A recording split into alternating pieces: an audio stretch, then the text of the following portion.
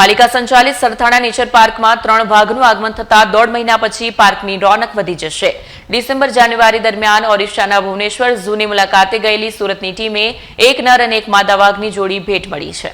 પાલિકા સંચાલિત સરથાણા નેચર પાર્કમાં 3 વાઘનું આગમન થતા 1.5 મહિના પછી પાર્કની રોનક વધી જશે। ડિસેમ્બર-જાન્યુઆરી દરમિયાન ઓડિશાના ભુવનેશ્વર ઝૂની મુલાકાતે ગયેલી સુરતની ટીમને એક નર અને એક માદા વાઘની જોડી ભેટ મળી છે। ઉલ્લેખનીય છે કે અગાઉ ઓક્ટોબરમાં ઇન્દોરથી એક નર વાઘ સુરત લવાયો હતો। આ સાથે પાર્કમાં કૃષ્ણા વાઘ સહિત હવે વાઘની સંખ્યા 4 થઈ ગઈ છે, જ્યારે 2 વ્હાઇટ સાથે વાઘની કુલ સંખ્યા 6 થઈ છે। ત્રણેય નવા વાઘને સોમવારે સવારે 9 થી 11 દરમિયાન ડિસ્પ્લે એરિયામાં માત્ર મીડિયા સમક્ષ મુકાશે। જોકે પ્રોટોકોલ અનુસાર 45 દિવસ ક્વોરન્ટાઇન રાખી કાયમી પ્રદર્શનમાં મૂકવામાં આવશે। હું doctor Rajesh Patel, incharge zoo superintendent, Sarthana nature park, Surat મહાનગરપાલિકા। સરથાણા નેચર પાર્ક ખાતે આપણે 2 મહિના પહેલાં ઇન્દોર ઝૂ ખાતેથી એક્સચેન્જ કરી અને એક નર ટાઈગર મેળવવામાં આવેલો હતો, જેનું નામ રુદ્ર છે।